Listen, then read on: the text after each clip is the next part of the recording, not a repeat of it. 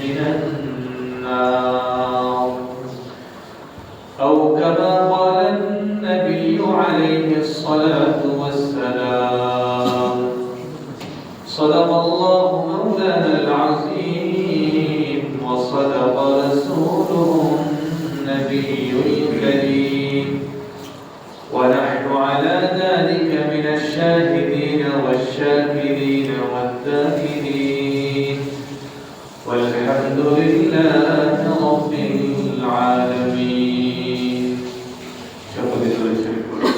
اللهم صل على محمد وعلى آل محمد كما صليت على إبراهيم وعلى آل إبراهيم إنك حميد مجيد. اللهم بارك على محمد وعلى آل محمد كما باركت على إبراهيم وعلى آل إبراهيم إنك حميد مجيد. معزز محترم সম্মানিত মুসলিম کرام, আল্লাহ পাকের দরবারে অসংখ্য অগণিত শুকরিয়া যিনি আমাদেরকে আগে আগে মসজিদে আসার বসার তৌফিক দিয়েছেন। সকলেই বলি আলহামদুলিল্লাহ।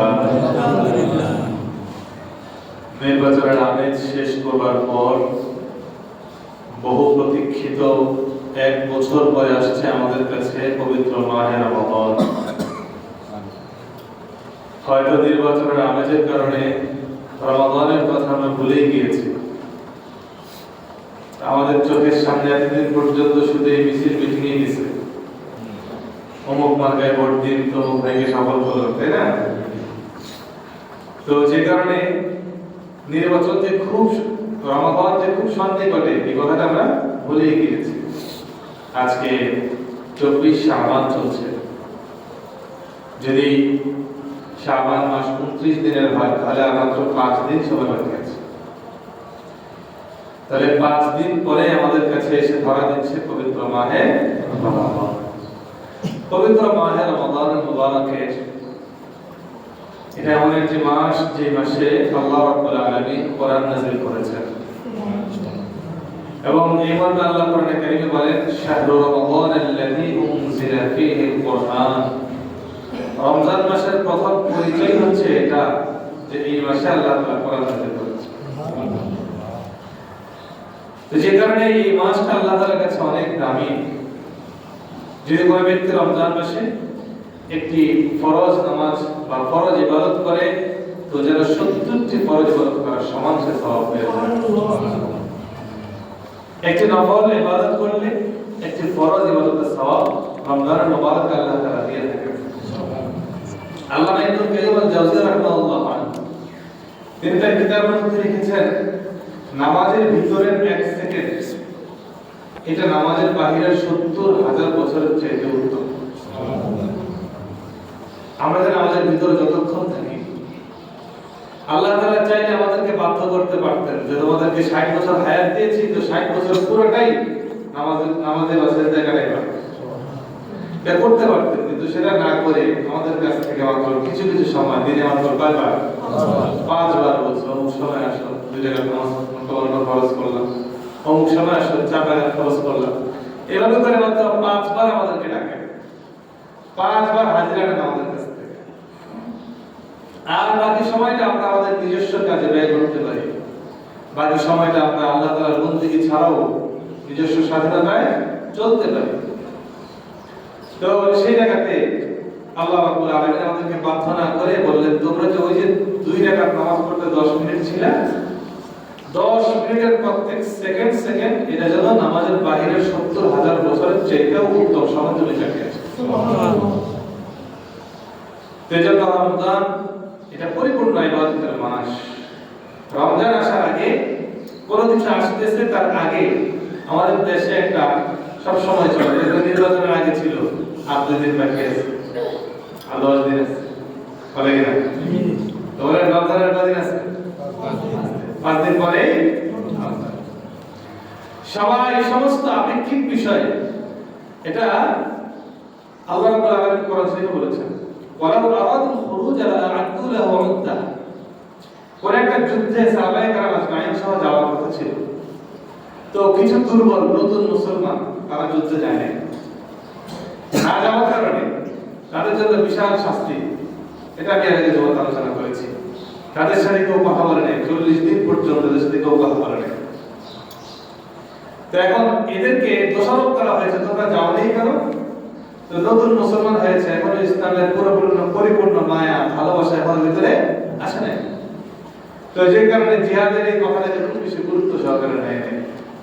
আল্লাহ তাআলা তখন দোষ হিসেবে ধরছেন, তোমার যদি যাওয়ার আগ্রহ থাকতো তাহলে তুমি আগে থেকে প্রস্তুতি নিতে, আগে থেকে কি নিতে? প্রস্তুতি নিতে। তোমার যেহেতু আগাম কোনো প্রস্তুতি নাই, সুতরাং বোঝা যাচ্ছে যে তুমি আসলে ইসলামের এই বিধানটা পালন করো। ওইখানে সাহাবায়ে কেরাম অনেকে এরকম হয়েছে যারা দুর্বল না কিন্তু ইমানদার, ভালো মজবুত ইমানদার, যাবে তো অলসতা গাফলতি। আচ্ছা সময় আছে তো, এখন আরো তো 5 দিন আছে, আসুন তাহলে যারা শুরু হোক। এটা একটা কল্পনা, যুদ্ধতে যাব। যেতে একটা সময় পরে আল্লাহ হাবিব সাল্লাল্লাহু আলাইহি ওয়াসাল্লাম বাহিনী নিয়ে যুদ্ধে চলে গেছে। ওনারা 3 জন ছিল, যে 3 জন তারা যাবে বলতে বলতে ওদিক দিয়ে ওনারা যুদ্ধ শেষ করে ফেলছে, ওনারা রওনা করছে। পথে দেখা হয়েছে ওনারা আসতেছে আর তারা যাচ্ছে, বুঝে আসছে? আসার পরে এবার হাবিব সাল্লাল্লাহু আলাইহি ওয়াসাল্লাম ঘোষণা করলেন, যাও এদেরকে বলো তারা যেন মসজিদে না আসে, এরা ঘরে থাকবে, এদের বিবিকে ভালো করে বাড়িয়ে দেবো, ঘরে একটা থাকবে। তো ওই সময় সাহাবী চিৎকার করে বলতেছিল যে আমি যদি এখন এই ঘরে মারাও যাই, যেহেতু আমার ঘরে কেউ আসে না, আমিও কারো ঘরে যেতে পারি না, এই সংবাদটা পৌঁছানোর মতো একটা লোক নাই। আবার বিপরীত চিন্তা যদি এমনটা হয় যে এই 40 দিনের ভিতরে আল্লাহ না করুক রাসূল আকরাম সাল্লাল্লাহু আলাইহি ওয়াসাল্লাম চলে যান, তাহলে তো আমাকে 40 দিন না কত বছর পর্যন্ত এভাবে থাকতে হয়, আমার হিসাব জানা নাই। তো এটা হচ্ছে সাহাবায়ে কেরামের মাধ্যমে আল্লাহ তাআলা আমাদেরকে সবক দিয়েছেন। তারাও কিছু কিছু জায়গায় একটু গাফলতি করার পরে আল্লাহ তাআলা এদের মাধ্যমে তওবা করিয়েছেন। তো আমরা আমাদের জীবনে এরকম গাফলতি করি, ঠিক না? আমাদের এই গাফলতির পরে আমাদের কাজ হচ্ছে তওবা করা। এটা সাহাবায়ে কেরামের দোষ বর্ণনা করার জন্য বলা হয় নাই, এর জন্য বলা হয়েছে যেন আমরা সবক নিতে পারি, শিক্ষা গ্রহণ করতে পারি। তো রমজান আসছে, তো এই জন্য আল্লাহ আমাদের করছে, ওয়ালা আরাদুল খুরুজা লা আ'আদু লাহু উদ্দা ওয়ালাকিন কারিহা আল্লাহু বি'আসাহুম ফাতাব্বাতাহুম ওয়া কিলা কু'উদু মা'আল কাঈদিন। যদি তোমার ভিতরে যাওয়ার আগ্রহ থাকতোই তাহলে তুমি কেন এমন হয়েছে যে তোমরা যাচ্ছ আর তারা ঘুরে যাচ্ছে? এজন্য ভাই প্রস্তুতি গ্রহণ করা এটাও ইবাদতের শামিল। রমজান আসছে 5 দিন পর, আপনি কি রমজানের প্রথম রোজা থেকে প্রস্তুতি গ্রহণ করবেন? সেটা কি প্রস্তুতি বলে? আপনি খেলার মাঠে নেমেই গেলেন, এখন খেলার মাঠে নেমে যাওয়ার পরে বললেন, যদি আগে একটু খেলে রিহার্সাল করতে পারতাম তাহলে মনে ভালো হতো খেলাটা। তার আপনি ওই সময় আফসোস করা ছাড়া বিজয় জীবনে সম্ভব? এজন্য আমাদেরকে আজকে থেকে আমরা প্রস্তুতি গ্রহণ করব ইনশাআল্লাহ। প্রথম প্রস্তুতি, দোকানদার আমরা মাদ্রাসাওয়ালারাও কি করি? ধরেন জানুয়ারি মাস বেতন বাকি, ফেব্রুয়ারি মাস বাকি, 1 মাসে এসে বলবো যে সমস্ত বকেয়া পরিশোধ করতে হবে, তারপর নতুন করে ভর্তি, এই ধরে ভর্তি করা হবে। বুঝছেন এই কথাটা? দোকানদার বলে, ভাই আমার হিসাব থেকে আমি ক্লোজ করবো সারা বছরে, তো বকেয়া সব বকেয়া, এটা পরিশোধ করার পরে আবার নতুন করে কি হবে? বাকি হবে। তা আল্লাহ রাব্বুল আলামিন আমাদেরকে রমজানের মোবারক দিয়েছে ইবাদতের মাস হিসেবে। এই মাসে আপনি আগে তওবা করে পিছনে সবগুলো গুনাহকে আগে মাফ সাফ করান, তারপর নতুন করে আপনি আবার সুযোগ পাবেন নিজের জীবনকে সুন্দর করার জন্য। আপনি যদি মনে করেন যে রমজান আসুক, পরে আস্তে ধীরে তওবা করব, আস্তে আস্তে ভালো হয়ে যাব, আপনি আস্তে আস্তে বলতে বলতে মৃত্যু চলে আসবে, ভালো হওয়ার হবে না। কথাটা বুঝতে পারলাম? এজন্য প্রথম কাজ আমরা তওবা ও ইস্তিগফারের মাধ্যমে আমাদের কৃত এই পূর্ণ এক বছরের বা সারা জীবনের যত গুনাহ আছে সব গুনাহের জন্য আমরা আল্লাহর কাছে পাবো। ঠিক আছে ইনশাআল্লাহ। এটা কয় নম্বর প্রস্তুতি? এক নম্বর। এতে করে বোঝা যাবে যে আপনি আসলে রমজানটাকে ভালো কিছু করতে যাচ্ছেন। আপনাকে নিয়ত রাখতে হবে যে এই রমজান আমি আমার জীবনের যতগুলো রমজান পেয়েছি সবচেয়ে উত্তম ভাবে এই রমজানকে কাটাবো। আপনি নিয়ত করেন। আপনি নিয়ত করেন আগের রমজানের রোজাগুলো আমি খুব বেশি হকালে করে রাখতে পারি নাই, আমি আমার রোজাকে দামি বানাতে পারি নাই, তাই এই বছরের রোজাকে আমি দামি বানাবো। মানে আপনি 30 বছর আগেও যেমন রোজা রাখতেন আপনি এখনো ঠিক সেভাবেই রোজা রাখেন, এমনটা যদি হয় তাহলে আপনার তো কোনো উন্নতি হলো না। আপনি 30 বছর এক জায়গায় আছেন, আপনার বেতন আগের মতোই, এরকম আছে। এরকম যদি হয় আপনি থাকবেন না, তবে আপনাকে রাখবার জন্য আপনার বেতন বাড়ানো লাগে, ঠিক না? আপনাকে পদোন্নতি দেওয়া লাগে, আপনার স্কেল আপ হয়। যদি আপনার স্কেল আপ না হয় তাহলে আপনি বুঝতেছেন যে আমি অনেক বছর এখানে আছি কিন্তু আমার কোনো স্কেল আপ হচ্ছে না, সুতরাং এখানে আমি থাকবো। তো আপনি যখন ইবাদতের ক্ষেত্রে আসবেন আপনি দেখতেছেন যে 30 বছর আগে আপনার ইবাদত বন্দেগীর স্কেল আপ যেমন ছিল আপনি 30 বছর পরে ওটা একই রকম। আপনি আগেও করেছেন কখনো ধরে ছুঁয়ে দেখেন নাই, এখন আপনি করেছেন ধরে ছুঁয়ে দেখেন না, তাহলে আপনার রোজা আগেরটাও যেমন যাচ্ছে এখনটাও তেমনই যাচ্ছে। তো আমরা আমাদের রোজাকে দামি বানাবো কয়েকটা জিনিসের মাধ্যমে বলে দিব। রোজাকে দামি বানানো হচ্ছে কি, আমরা তো যে কোনো কিছু ঘরকে সাজাই, ঘর সাজাবার জন্য একটা খাট লাগে, হ্যাঁ আলমারি লাগে, ওয়ার্ডরোব কিনেন, ডাইনিং টেবিল, ড্রেসিং টেবিল, কত কি কি আছে আমাদের ঘর সাজাবার জন্য। তো ঘরের সামগ্রীটা একটা দামি হয়, ঘরকে সৌন্দর্যমণ্ডিত করবার জন্য আমরা অনেক কিছু ক্রয় করি। আর আমরা আমাদের ইবাদত বন্দেগীকে ক্রয় করতে হয় এক নম্বরে আমরা যে রোজা রাখবো এটা আল্লাহ তাআলার বিধান মেনে নিয়েছি এই কথাকে মাথায় রেখে আল্লাহ তাআলার সন্তুষ্টি চিত্তে আল্লাহ তাআলার সন্তুষ্টি পাওয়ার আশায় আমরা রোজা রাখবো। ব্যাপারটা এরকম না যে আমার বাবা আমার মা আমাকে খাবার দিবে না দুপুরবেলা তাই রোজা রাখতে, অথবা ঘরে খাবার থাকে না, রোজার মাসে দুপুরবেলা তো ঘরে খাবার থাকে না, এই জন্য আমি কি রাখতেছি, রোজা রাখতেছি। যদি ব্যাপারটা এমন হয় তাহলে বলেন ভাই আপনার এই রোজা কি লাভ আছে?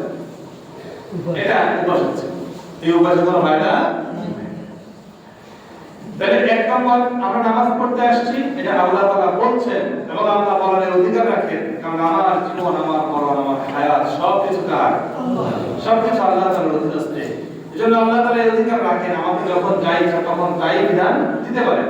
তো আমাকে যখন রমজানে বলেছেন রোজা রাখবে, রোজা রাখতে হবে তোমাকে, আমি তোমার উপর রোজাকে ফরজ করেছি, এই কথা বলার পর আমার উপর অবধারিত হয়ে গেছে, এবার আল্লাহ তাআলার বিধানকে সন্তুষ্টি চিত্তে মেনে নাও।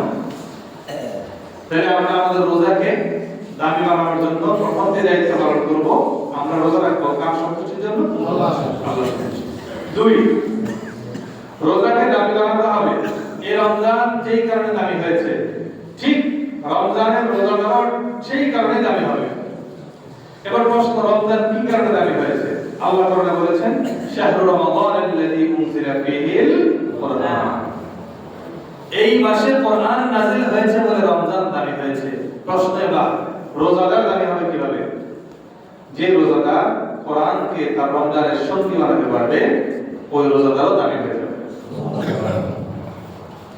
এটা শুধু রোজার ভিতরে না, যে কোনো হালতে, যে কোনো অবস্থায়, যে কোনো সময়ে যদি আপনার সাথে কোরআন থাকে, যার উপরে কোরআন থাকে তাই দামি হয়ে যায়। ওই কাঠের রেহাল দামি হয়ে গেছে কিসের জন্য? ওই কাপড়ের বিরাম দামি হয়ে গেছে কিসের জন্য? কোরআনের জন্য। এজন্য আপনি আপনার রোজাকে দামি বানাতে চাইলে আপনার রমজানের সময় আপনি নির্ধারিত সময় করে রেখে দেন যে আমি আমার এই সময় কোরআন তেলাওয়াত করব, পারবেন ইনশাআল্লাহ। কথা বলেন না, রোজাকে দামি বানাবেন না, এবার আগের মতো অফিসে সব চলবে, ঘুমাবো, বাস নামাজের সময় আসলে মসজিদে আসবো, না হয় আশা করবো, এভাবে করে জীবনযাপন চালিয়ে দেবো। আমারটা হবে? আমরা নিয়ত করি ইনশাআল্লাহ আমাদের রোজাকে দামি বানাবো ইনশাআল্লাহ। 3 নাম্বার, যারা কোরআন পড়তে পারে না তারা কি করব? ভাই আপনি কোরআন পড়তে পারেন না, আপনি কোরআন শিখবেন। পারি না এই কথা বলে লাভ নেই। আল্লাহ তাআলা কোরআনে বলেছেন আর-রহমান আল্লামাল কোরআন, রহমানকে জানো, রহমানের প্রথম পরিচয় তিনি তার বান্দাকে কোরআন শিক্ষা দিয়েছেন, আপনাকে আল্লাহ তাআলা সৃষ্টিগত কোরআন সবক দিয়েছেন, কিন্তু আপনি তাকে নেন নাই, গ্রহণ করেন নাই। আপনি নিজে সময় ব্যয় করেন। আপনি দুনিয়ার এত কিছু করতে পারছেন, আপনি কেন কোরআন করতে পারবেন না? আপনি কোরআন শিখবেন, আপনার নিজ উদ্যোগে শিখবেন, নিজের যত অর্থ ব্যয় হয় অর্থ ব্যয় করে হলেও শিখবেন, যেভাবে ইচ্ছা সেভাবে শিখবেন। এরপরও যদি আপনি না পারেন, এরপরও যদি ভুলভ্রান্তি থেকে থাকে, সেটা যেন আল্লাহ তাআলা ক্ষমা করবেন।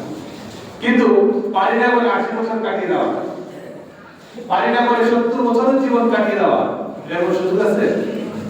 কোনো সুযোগ নেই। একজন রোগী যিনি অসুস্থ হন, তিনি জীবনের শেষ মুহূর্ত পর্যন্ত চিকিৎসা নেওয়ার চেষ্টা করেন। কেউ চায় না বিছানায় শুয়ে শুয়ে মরে যেতে। টাকা নেই, অমুকের কাছ থেকে তমুকের কাছ থেকে ধার করে করে চিকিৎসা। ঠিক আছে? কারণ আপনি একজন রোগী, যে আপনি কোরআন করতে পারেন না। তো আপনার জন্য এখন তো হুজুর আছে। এক সময় ছিল যে সময় হুজুরদের অভাব ছিল, যে সময় আলাদা অভাব, যে সময় শিক্ষাটা মানুষের অভাব, নিজেরাই কম জানতো। এখন যে ওলামায়ে কেরাম আছে প্রচুর, আপনাদের এলাকাতে আলহামদুলিল্লাহ পুরো এলাকা অনেক হাফেজ সাহেব আছে। আপনাকে শিখতে হবে, ঠিক আছে? ইনশাআল্লাহ প্রয়োজনে আপনি রমজানকে কোরআন শিখার মাস বানিয়ে নেন, যে আমি কোরআন শিখবো এই মাসে ইনশাআল্লাহ। আপনি কোরআন শিখবেন। কোরআনের এই সময় অনেক মুহাদ্দিস যারা হাদিস পড়াতেন, তারা রমজান আসলে হাদিস পড়ানো বন্ধ করে দিতেন। ইমাম মালিক রাহিমাহুল্লাহ তিনি সব সময় হাদিস পড়াতেন। রমজান আসলে তিনি বলতেন যে আমি এখন কোরআন নাজিলের মাস, আমি শুধু কোরআন পড়বো, কোরআন পড়াবো, হাদিস পড়াবো। সুবহানাল্লাহ। এই সময় কোরআনের সময় আল্লামা সুফিয়ান সাউরি রাহমাতুল্লাহ তিনি তার গেটের মধ্যে কাগজ লাগাই দিতেন, আমার সাথে যাদের পরিচয় নাই কেউ নতুন করে পরিচিত হয়ে যাচ্ছেন না, আর যারা পরিচিত আছেন তারাই তো দেখা করতে আসেন না। কোন মাস চলতেছে? রমজান মাস। এগুলোকে বলে প্রস্তুতি ভাই, কি বলে? এটা হচ্ছে আসলে প্রস্তুতি। আমরা আমাদের টোটাল সময়টাকে অবহেলায়, এখন যেমন চলছে রমজানে তেমন চলে, শুধু এতটুকু পার্থক্য হয় এখন দুপুরে খাই, তখন দুপুরে খাই না। আবার মাশাআল্লাহ যে খাই না, যে না খাওয়ার কাফারা ইফতারিতে এমন ভাবে আদায় হয়, দুপুরে সে যা না খাইছে। এখন তো আপনারা এত খারাপ হয় না, মাগরিবের সময় তো খাই না তো না, তাহলে না। কিন্তু মাগরিবে যেই পরিমাণ খাওয়ার হয়, এজন্য টানা 3 বার একসাথে মাগরিবের সময় খায়, টোটালি কাফারা আদায় করে। তো এটাকে রমজানের প্রস্তুতি বলে না।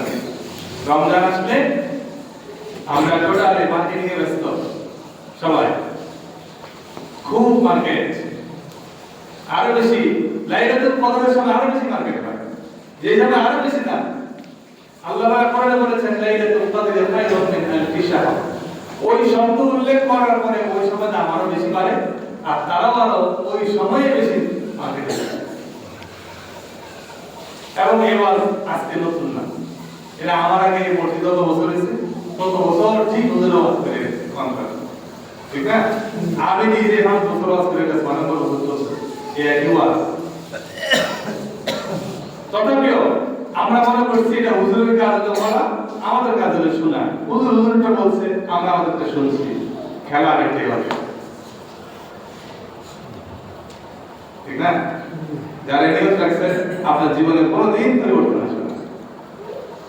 আল্লাহ তাআলা করেছেন, বলেছেন ইয়া আইয়ুহাল্লাযীনা আমানু ইসতাজীবু লিল্লাহ ওয়া লির-রাসূলি ইযা দাআকুম লিমা ইউহয়ীকুম। ঈমানদারের পরিচয় হলো ঈমানদার যখন নতুন কোনো জিনিস শুনবে, ঈমানদার যখন শুনবে এটা আল্লাহ পাকের আহ্বান, এটা রাসূল আকরাম সাল্লাল্লাহু আলাইহি ওয়াসাল্লামের কথা, এটা শুনবার পর সাথে সাথে সারা দিয়ে বলবে লাব্বাইক ইয়া লাব্বাইক, বলবে আল্লাহ আযান ডেকেছেন হাইয়া আলাস সালাহ বলে, ঈমানদার বলবে আসতেছি, নামাজে আসতেছি। আল্লাহ যখন ডেকেছে ডাকার সাথে সাথে মসজিদে এসে নামাজ পড়ার নাম হচ্ছে মুমিনের পরিচয়। কিন্তু মুয়াজ্জিন প্রতিদিন ডাকে, আর আপনি প্রতিদিন আসেন না, এমন করতে করতে একদিন ডাক চলে আসবে অমুক ভাই মারা গেছে, কালকে যে মারা গেছে শুনলাম সেখানে 2টা পর্যন্ত নাকি সুস্থ ছিল, বিরিয়ানি খাইছি। তাহলে মানে সুস্থ সবল বুঝেই নেই যে আসলে তার মৃত্যু আসতে পারে। তো আপনার কাছে আসবে, এখন আপনি তো ভাবতেছেন যে হ্যাঁ ঠিক আছে আমরা আস্তে আস্তে ভালো হয়ে যাবো। আল্লাহ বলছে আস্তে আস্তে ভালো হবে কেমনে? ওয়ালামু আন্নাল্লাহা ইয়াহুলু বাইনাল মারই ওয়া কলবি, তোমার কলব বলতেছে তুমি আগামী রমজানে ভালো হয়ে যাবা, আর আমি আল্লাহর সিদ্ধান্ত তোমাকে 5 দিনের আগে আমার কাছে নিয়ে আসবো। তোমার ভাবনা আর আমার ভাবনা এক না, ঠিক না? এজন্য আপনি যে ভালো হচ্ছেন, ভালো হয়ে যাবেন বলেন, আপনি ভালো হবেন কখন? আপনি যখন শুনেছেন এটা আল্লাহ পাকের বিধান, তখন নিজেকে পরিবর্তন করার নাম হচ্ছে ভালো হয়ে যাওয়া। আর আপনি আজকে শুনেছেন আপনি 2 বছর পরে ভালো হবেন, আপনি 2 বছর না 20 বছর পরে ভালো হবেন না। আপনি ভালো না হয়ে মরে যাবেন, আপনার কাছে মৃত্যু চলে আসবে ঈমান ছাড়াই। আল্লাহ সবাইকে ইমানি মৃত্যু দান করুন। এজন্য ভাই রমজানকে দামি করবার জন্য আমরা 2 নাম্বার বললাম কোরআনের পাকের তেলাওয়াত করব, ঠিক আছে ইনশাআল্লাহ। বললাম প্রথম রমজানে রোজা রাখবো, 2 নাম্বার আমরা রমজানে কি করব? কোরআনের পাকের তেলাওয়াত করব। 3 নাম্বার দান সাদাকা করব। দান সাদাকা যখন যেখানে ইচ্ছা, দান সাদাকার অর্থ হুজুর এটা না যেমন আপনি মাদ্রাসা দান করতে বলতেছেন, মাদ্রাসায় না, আপনি যখন যেখানে পান যেখানে পারেন সেখানে দান করবেন। যাকে দিলে এটা দান হবে তাকে আপনি দান করবেন। কথা কি বুঝতে পারলাম? হ্যাঁ, কারণ সুদ করে হাতিয়ে দিয়ে বরং মনে করে দান করছিলাম জানে, তার ইন্টারেস্ট ওটা পরিশোধ করে মনে করেন যে দান করছি। আপনি যখন যাকে পাবেন তখন ইনশাআল্লাহ দান করবেন। দান সাদাকার ব্যাপারে এমনি স্বাভাবিক সময়ই যদি কোনো ব্যক্তি দান করে, এই দানের সওয়াব জাহান্নামের আগুন কি নিভায়। শয়তান প্রতিদিন আপনার আমার জন্য দোয়া করে যে তুই আর সারাদিন অনেক অপকর্ম করো, আল্লাহর রাস্তায় দান সত্যি করিস না। কে বলে? কি জন্য? কারণ হাদিসে আসছে দান জাহান্নামের আগুনকে নিভিয়ে দেয়। মালের মহব্বত সবার ভিতরে আছে, সম্পদের মহব্বত দেখি কথা বলেন সবার ভিতরে আছে। এই যে মহব্বতের জিনিসটা আপনি দিয়ে দিচ্ছেন, এটার জন্য আপনার ভিতরে জল মনে হয় টাকাটা দিয়ে ফেললাম, তো ওই জায়গাটা যে মনে হচ্ছে এখন আপনার কাছে এক সময় আনন্দের মনে হবে, আলহামদুলিল্লাহ আল্লাহর রাস্তায় আমি দান করতে পারলাম। তখন মনে হবে না, যখন আল্লাহর সাথে কি আছে সম্পর্ক আছে। আমরা আমাদের পরিবারের জন্য ভালো কিছু রান্না করলে সেটা আরো খুশি লাগে, যে না ঠিক আছে তারা খাওয়ার পরে আনন্দিত হয়েছে। তো ঠিক একই রকম যখন আল্লাহর ঘরে দিয়েছেন, আপনার সাথে আল্লাহর সম্পর্ক আছে, তো ওই দানের পরে আপনার কাছে ভালো লাগবে, আলহামদুলিল্লাহ আল্লাহর ঘরে আমি কিছু অর্থ দান করতে পারলাম। কিন্তু বাস্তবিকভাবে যদি কোনো সম্পর্ক না থাকে, কারোর জন্য কিছু অর্থ ব্যয় হলে ভিতরে কষ্ট লাগে, জমুকের জন্য এত টাকা ব্যয় হয়ে গেছে। এই মালের মহব্বতকে মানুষ যখন বিসর্জন দিয়ে দান সাদাকা করে, তখন জাহান্নামের আগুন নিভে যায়। শয়তান বলে যার জন্য জাহান্নামের আগুন নিভে যাচ্ছে, তো আল্লাহ তাআলা কোন একদিন হেডে দিয়ে দিবে, কি দিবে? হেডে দিয়ে। আর শয়তান এটাই চায় যে আপনি জীবনে কোনোদিন হেডে না পান। শয়তানের সারা জীবনের কামনা বাসনা হচ্ছে আপনাকে যেন অভ্যস্তই রাখা যায়, আপনি যেন দিনের আলো কোনোদিন না পান। এজন্য ভাই রমজানের রোজাকে দামি করবার জন্য তৃতীয় রাস্তা কি বলবো? সবাই বলে না কি করবো? দান সাদাকা। দান বলতে মানে 5,000 না, দান মানে 5 টাকাও, 2 টাকাও কি দান করবে। হাদিসে তো আসছে যে তুমি একটি খেজুরের দানা দান করে হলেও জাহান্নামের আগুন থেকে বাঁচবে। খেজুরের দানার দাম আছে? কথা বলেন। আপনি আমার কাছে খেজুরের দানা নিয়ে আসলে কয় টাকা রিসিপ্ট মনে রাখবেন? কোন রিসিপ্ট পাবেন? তো হাদিসে আসছে খেজুরের দানা দান করে হলেও তুমি জাহান্নাম থেকে বাঁচবে। তার মানে আপনার সামর্থ্য যতটুকু আছে, আপনি 5,000 10,000 আমার সামর্থ্য হলে আপনি 5,000 টাকা দান করবেন, তা আপনি 5 টাকা যদি মালিক হন তো 5 টাকা দান করবেন। قرآن الذين ينفقون في السراء والضراء والكاظمين الغيظ والعافين عن الناس। মুত্তাকিদের পরিচয় বলতে গিয়ে বলছেন মুত্তাকিরা ভালো সময়ে খারাপ সময়ে তার সামর্থ্য অনুযায়ী যতটুকু আছে সে অতটুকুই দান সাদাকা করে। এজন্য রমজানের রোজাকে দামি করবার জন্য ইনশাআল্লাহ করব, দান সাদাকা করব। ঠিক আছে ইনশাআল্লাহ। তো অনেক আল্লাহ রমজান কেন্দ্রিক হবে অবশ্য। বাকি আমরা আগামী জুমাতে হয়তো রমজান পেয়ে যাবো, রমজান চলে আসবে। তো রোজার আগে আপনার এই তারিখ বাজার সদাই যা কিছু আছে সবগুলো আস্তে আস্তে করে রোজার ব্যস্ততা, রমজানের সময় একটু ইবাদত বন্দেগী বেশি সময় দেওয়া, আল্লাহ তাআলা জিকির আজকারে মশগুল থাকা। ওদের এক বুজুর্গ ছিল, তিনি বলতেন রাস্তায় একা একা চলবা আরেকজনকে নিয়ে। বুঝছেন কি বলতেন? একা একা চলবা আরেকজনকে নিয়ে। তো ভাই আরেকজন যদি সাথে থাকে তো একা হলে কেমনে? বুঝছেন তো? আপনারা বুঝছেন? গাড়িতে থাকবেন। তো রমজান ইনশাআল্লাহ এবার আমরা কাটাবো একা একা আরেকজনকে নিয়ে ইনশাআল্লাহ। আল্লাহ তাআলা আমাদেরকে আল্লাহ তাআলাকে সঙ্গী বানিয়ে রমজানকে কাটাবার তৌফিক দান করুন। ওয়া আলহামদুলিল্লাহি রাব্বিল আলামিন। রাসূলুল্লাহ সাল্লাল্লাহু আলাইহি ওয়া সাল্লাম